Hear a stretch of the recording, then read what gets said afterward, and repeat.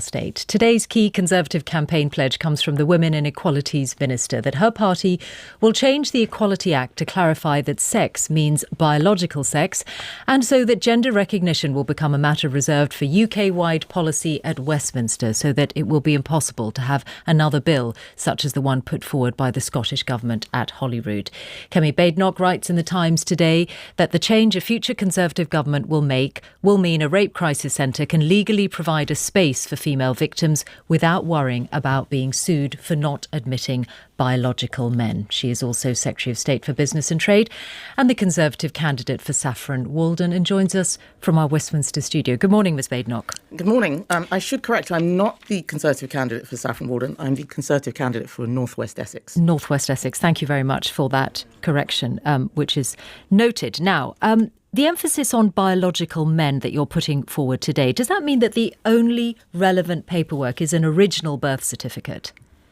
It depends on what the circumstances are. And if we look at the origin of the Gender Recognition Act and the Equality Act, it's quite clear that the intentions in the law are being misinterpreted just because of changes, social changes. And what we are trying to do is re-emphasize that sex in the law means biological sex. It always has done, but there's been a lot of misinterpretation, and we are adding that clarification so that the law is clearer. OK, so then in the context or circumstances of a women's refuge or a rape crisis centre, as you put out, or a women's prison, is the only relevant paperwork an original birth certificate?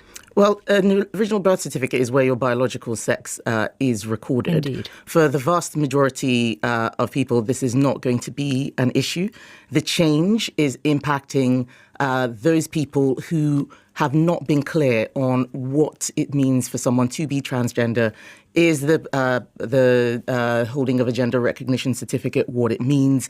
And we are re-emphasising not just what the law says, but also that there have always been exceptions in the Equality Act for single sex spaces. It is the redefining of sex that is the problem, and we are re-emphasising that. The reason I'm asking about the original birth certificate is that it's all set out on gov.uk, that if you get your gender change legally recognised, for example, that would be a gender recognition certificate, you'll be able to order a new birth certificate with your new gender on it.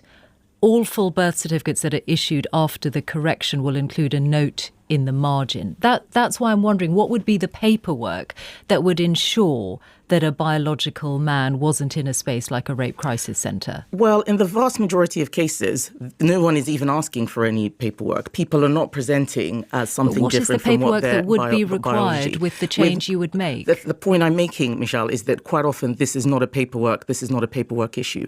And as policy changes, as legislation changes, guidance changes too. So I don't have the gov.uk website in front of me, but of course, when you make a change in legislation, you may have to make changes in terms of what forms are required and what paperwork would be going forward. But I'm sure you've thought this through, wouldn't you? Yes, to actually be able to legally bar someone who is not biologically female from somewhere like a rape crisis centre, what is the paperwork you would be demanding or excluding from them using to back up their claim?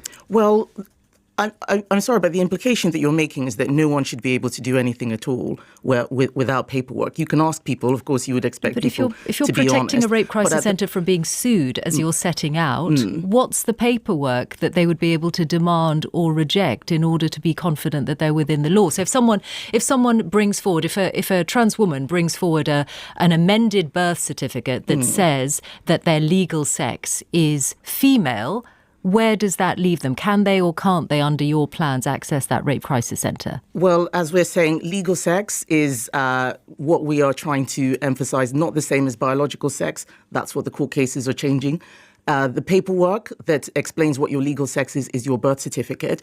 Your original birth certificate or any corrected birth certificate? Michelle, what you are describing is a hypothetical scenario, assuming that when people go into rape crisis centres, they're bringing in birth certificates, they're bringing in gender recognition certificates. No, but you're the ones who would change the law in order to make it completely clear.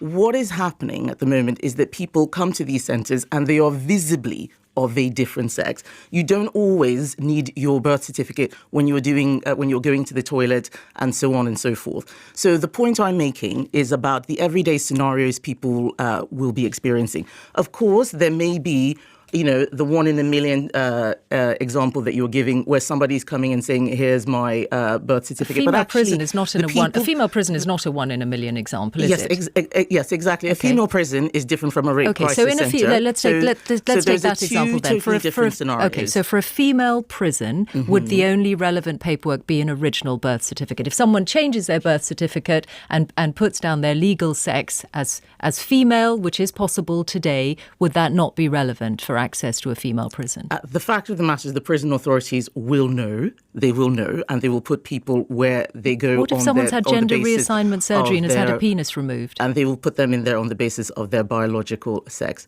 Gender reassignment surgery.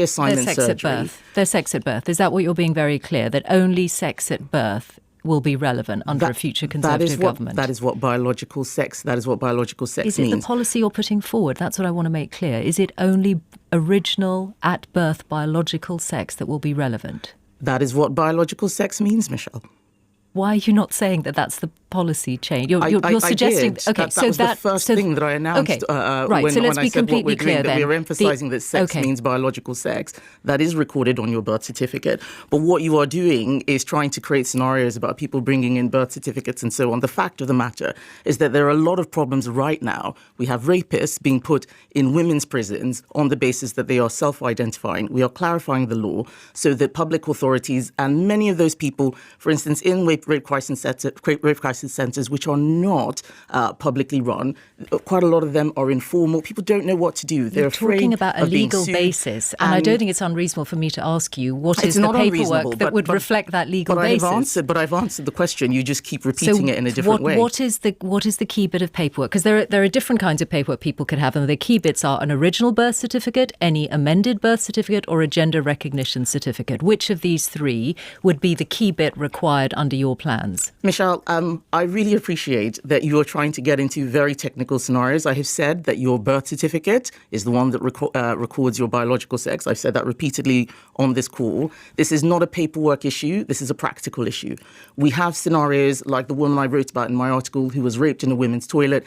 Asking the man for his birth certificate would not have stopped that from happening. Okay. What we are trying to do is protect women's spaces. We are trying to create a chilling effect for those men who are predators, who are exploiting trans people and exploiting laws we have put in place to protect trans people. That is what we're trying to stop. Okay. Trying to make this a paperwork issue, I'm afraid, is a distraction and is trying to trivialise what is a very serious issue. Anything that's put on a legal basis needs paperwork to back it up. But I would ask you if everyone in the Cabinet is fully signed up to this, because as recently as a couple of weeks ago, your colleague Gillian Keegan, speaking to Emma on this programme, was suggesting that the key thing was not biological sex. The key thing was gender recognition. If you've got the reassignment, she's talking about gender reassignment surgery, then you are legally and medically allowed to say you're a woman.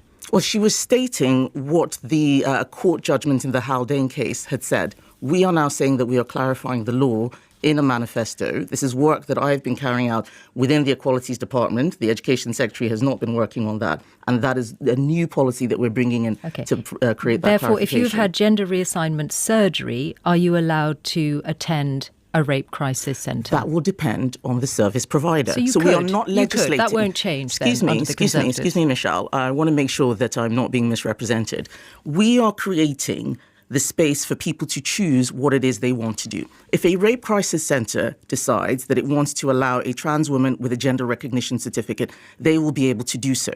If they choose not to, then they can't be sued for that. That is what we're doing. We're not, and it is very important, we are not trying to stop trans people from being able to live their lives as they wish. What we are trying to stop is people exploiting the law. So this is very, very clear. We're making the law clear. It's about biological sex. If providers, informal providers, private providers choose to do something different, that is their prerogative. With public authorities, with prisons, if you are a man, you're going to a man's prison. If you're a woman, you go to a women's prison. And if you've had gender reassignment surgery, if you're a man who's had gender reassignment surgery, are you then a woman? There are actually very few people who have had gender reassignment surgery, But and what about special them? special circumstances can be created for them. They can have more privacy within a men's prison. Are they a woman? They can have separate areas where they can go. But what we find is that we don't have actually trans men in men's prison, and the reason why is because people understand that biology does matter. Okay. You're talking more broadly about protection of women today. I wonder if you think it is appropriate for any Conservative candidate in this election to appear on a podcast associated with Carl Benjamin, who's the YouTuber who once joked about Jess Phillips, the Labour MP, saying he wouldn't even rape her because, let's be honest, nobody's got that much beer.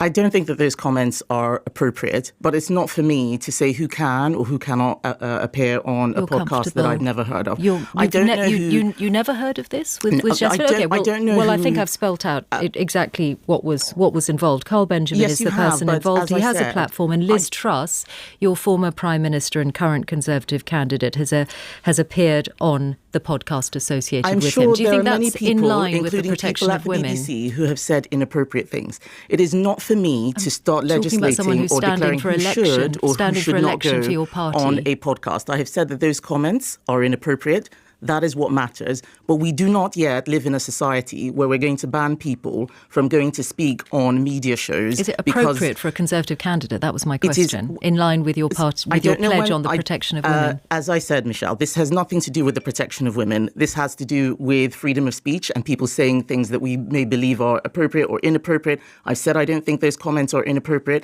but I actually think it is quite wrong for BBC presenters to be deciding which shows candidates should be going on. What we should be looking at is what the Women's Minister. That's what I'm wondering, whether you think it's appropriate for a Conservative candidate. I've answered the question. Carl Benjamin is not standing for election. Liz Truss is. It is for her constituents to decide whether she's done a good job or not. It is not for you or me, for that matter, to decide which shows she should be able to go on because the presenter may have said something inappropriate before. We've had lots of scenarios of BBC presenters saying things that are inappropriate. I don't know about this show. I don't know what he said. And I don't like making comments on things like that I don't know. I think it is trivial. It is unserious. I am here talking about what we are doing to protect vulnerable women. What someone said on a podcast, I don't even know who this person is immaterial to the policies that we're putting forward for this election.